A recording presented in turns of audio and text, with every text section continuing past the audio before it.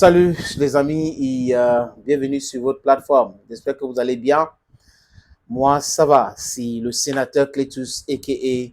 Ejawi Moses. Ou si vous voulez bien, je me suis trompé les amis. Sénateur Cletus, a.k.a. Ejawi Moses. Vous savez, aujourd'hui, en Afrique, nous parlons de la souveraineté. Nous sommes à la quête de notre souveraineté perdue. Il y a de cela longtemps. On a subi quoi? L'esclavage, la colonisation, néocolonialisme, l'impérialisme aujourd'hui. Et ce sont des humiliations et des humiliations que le peuple africain a subies. Des ignominies, la discrimination. On a tellement souffert.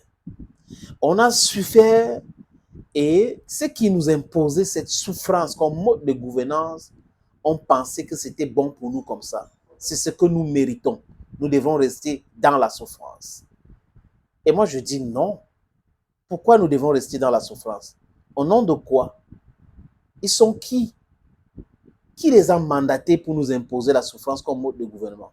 Qui les a mandatés pour nous imposer la stratégie de la pourriture, du pillage?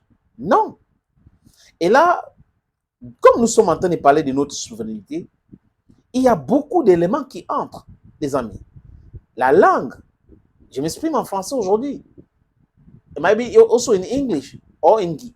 Mais le problème, c'est que ces différentes langues qui a été imposées au peuple africain ne les appartiennent pas. Et les Occidentaux nous ont imposé cette langue. J'ai aucun problème, les amis, avec les langues, parce que les langues, c'est juste pour véhiculer un message. Mais vous ne pouvez pas prétendre être souverain sans avoir la maîtrise. C'est-à-dire qu'on peut être les polyglottes. Les polyglottes, c'est qu'on peut parler l'anglais, français, russe, mandarin, c'est la langue chinoise, et on a notre langue nationale pour nous. Vous voyez, c'est la souveraineté là. Et que la monnaie, c'est nous qui contrôlons. Et c'est nous qui avons notre monnaie. On imprime notre monnaie chez nous. Pas comme l'histoire du banditisme qu'on appelle franc CFA. Et encore, les amis, il y a un élément qui est très important. Pour être souverain totalement, il y a la monnaie, il y a des éléments que je viens de citer, l'éducation. Mais n'oubliez pas la sécurité. Nous sommes africains. En diplomatie, comme les Occidentaux ont enseigné dans les écoles de diplomatie, c'est la réciprocité. J'ai dit la réciprocité. Et entre les pays, il n'y a que d'intérêt selon l'éducation caucasienne, diplomatique caucasienne. Ce n'est que des intérêts.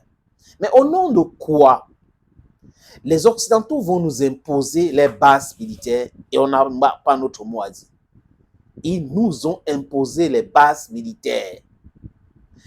Base militaire au Tchad, base militaire au Gabon, base militaire au Mali, base militaire à Djibouti, base militaire au Niger, base militaire au Burkina Faso, base militaire au Sénégal, base militaire en Côte d'Ivoire. C'est quand même incroyable. J'ai dit c'est incroyable, même en République centrafricaine. Mais les temps changent. Mais les politiciens corrompus occidentaux ne comprennent pas cela. La jeunesse africaine aujourd'hui est différente de la jeunesse africaine à l'époque de l'esclavage et à l'époque coloniale. Totalement différent. Que de se réadapter, se réinventer et comprendre ce paradigme-là, ils veulent procéder autrement. Parler comme si c'était eux les patrons de l'Afrique et tout.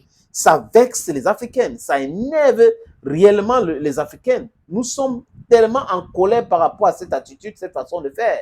On n'accepte pas qu'on nous parle comme des bébés. Et c'est ce que Macron a fait. On lui avait vu en chemise, manche pliée, il parlait, il regardait la carte du Sahel, il parlait ici, on va faire ça, on va faire ça, comme si c'était ton pays.